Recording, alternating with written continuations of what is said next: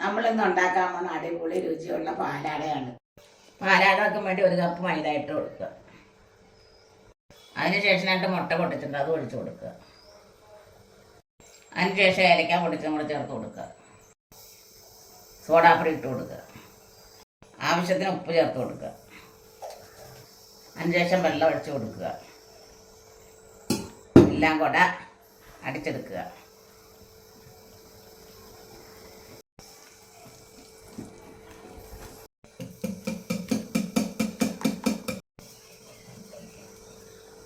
അതിനുശേഷം അരമണിക്കൂർ മാറ്റി വെക്കുക.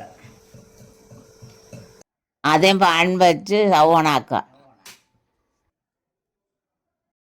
പാൻ ചൂടായ നെയ്യ് തൂത്ത് കൊടുക്കുക.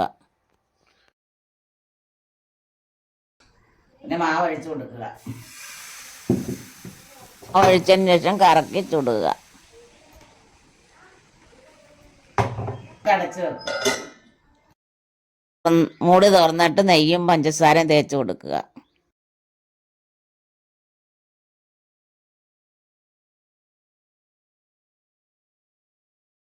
എന്നിട്ട് മടക്കി എടുക്കുക.